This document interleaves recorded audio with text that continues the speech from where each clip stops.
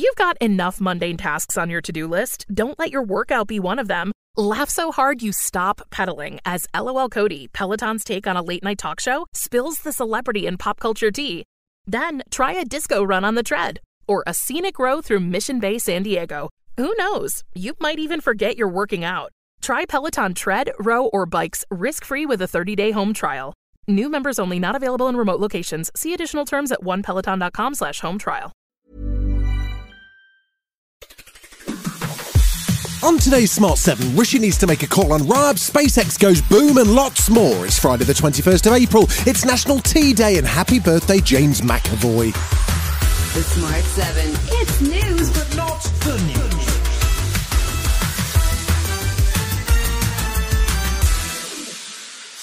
A report into bullying allegations made against Deputy Prime Minister and Justice Secretary Dominic Raab was handed over to Downing Street on Thursday. Prime Minister Rishi Sunak commissioned the inquiry in November after 2 formal complaints were made against Raab, although it's thought he now faces claims of poor behaviour for more than 20 civil servants. And while Rishi's yet to comment on the report's outcome, Raab previously said he'd step down from government if the allegations were upheld. Here he is speaking to Sky News in February. Allow me to respond in the right way at the right time. Of course, look, if an allegation of bullying is upheld, I would resign. He's the third high-profile Conservative politician to come under investigation in the past 6 months. Gavin Williamson resigned from his cabinet post last year over similar allegations, while Nadeem Zahawi was fired from his role as party chairman in January over a tax scandal. And former Shadow Chancellor John McDonnell says the outlook's bleak for Raab. I actually think he's a goner because there's so many complaints that have come in. And I'm hoping it'll send a message right the way through the administration. This isn't the way you treat yourself. Meanwhile, Shadow Attorney General Emily Thornberry says Rishi needs to act quickly. If he's a bully, he should go. And the Prime Minister really should be able to read the report, make up his mind and get on with it. Stop dithering and delaying and summon up your courage and sack your deputy if he's a bully.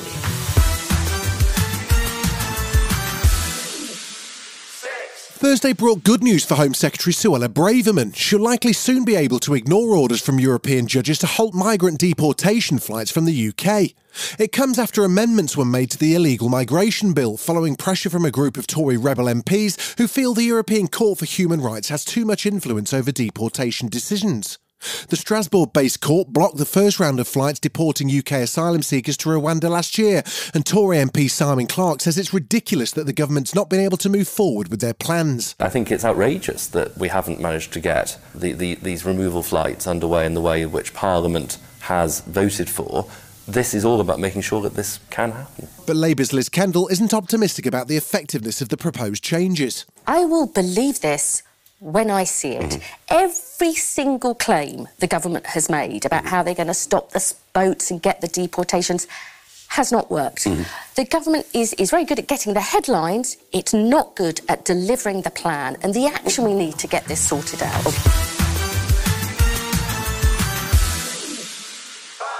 NATO boss Jens Stoltenberg was in Kyiv on Thursday. It's his first visit to Ukraine since the Russian invasion began last year. While he was there, he held talks with Ukrainian President Zelensky, who's been appealing for fast-track membership to the military alliance, something which Russia is keen to prevent. In a joint news conference with the Ukrainian president, Stoltenberg reaffirmed the organisation's support. I'm here today with a simple message. NATO stands with Ukraine. Meanwhile, an investigation by a group of European broadcasters claims a Russian ship's been spying around energy sites on the coast of Britain in a possible sabotage plot. It's alleged the Admiral Vladimirsky was part of an operation to map out undersea infrastructure around the North Sea. Sir Simon Mails, the former Deputy Chief of Defence Staff, and says Russia now poses a genuine threat to the UK. The new thing, of course, is now we have a Russia that's carrying out perfectly legitimate, some of it, intelligence, we do it as well. Now we have Russia as a potential genuine enemy. And, of course, we've increased our vulnerability.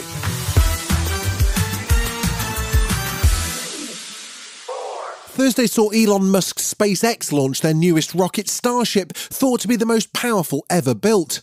It's hoped the rocket will one day be able to send astronauts to Mars, and it's set to play a key part in NASA's upcoming Artemis mission to send more people to the moon. Well, it certainly launched, but 4 minutes later a malfunction saw it go through what SpaceX called a rapid unscheduled disassembly. Now, I'm no rocket scientist, but it certainly looks to me like it just exploded. Elon's fanboys were keen to claim the launch itself a success, but that rocket is no more. Obviously, this does not appear to be a nominal situation. everything after clearing the tower was icing on the cake. As you saw, as we promised, an exciting end to the Starship inaugural integrated test flight. Still to come on the Smart 7, disappointment for Man United, and Arnie is back. Well, he did promise he would be, right after this. Hey, sweetie, what do you think of our new car from Carvana? Think it can handle our busy family? Well, we have 7 days to see. First, we can take the scenic route to the beach and stargaze through the moonroof. We'll see if your drums fit in the trunk. Then we can pick up Mommy's friends and check out that legroom. And we should really visit Grandma. She's getting up there. That's like a whole lifetime in 7 days. And like one busy family. With our 7-day money-back guarantee, you can confidently shop for cars 100% online. Visit Carvana.com for all terms and conditions. We'll drive you happy at Carvana. Welcome back. It was bad news for Man United on Thursday as they crashed out of the Europa League quarter-finals with a 3-0 loss to Sevilla in Spain. Harry Maguire's error and a mistake from David De Gea in goal left United embarrassed.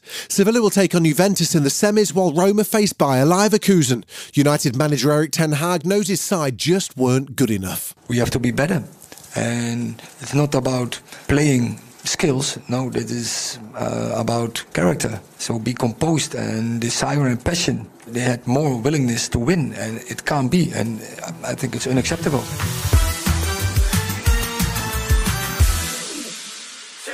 Forget the Chicago Bulls. We think we've just found the most intimidating basketball fans of all time. Former First Lady Michelle Obama popped up on Fallon this week to talk about her new book, The Light We Carry, but the conversation moved on to the time her daughter Sasha played basketball back in the 4th grade.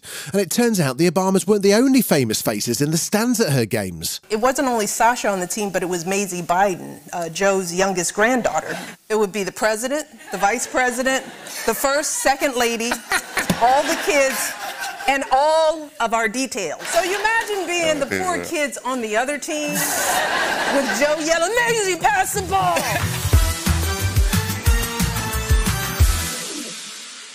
It's been a long time coming, but Arnold Schwarzenegger is all set to star in his first ever live-action TV series. That's right, Netflix have confirmed Fubar will be hitting our screens next month. He'll be taking on the role of Luke, an ageing CIA agent who's in for a surprise when he's forced to team up with fellow agent Emma. See, she also happens to be his daughter, and it turns out the pair have been lying to each other for years about their careers. A bit awkward. It looks like it'll be the perfect blend of action and comedy, and the trailer's just dropped, so get on it. You came alone. What was the plan? To kill all of you and then to leave. And now, with all our guns out? I'll manage. You're the fastest 65-year-old white guy on the planet. I guess I'm done. You've been listening to The Smart 7. We'll be back tomorrow at 7 a.m. Hit that follow button and have a great day. Give us 7 minutes and we'll give you the world.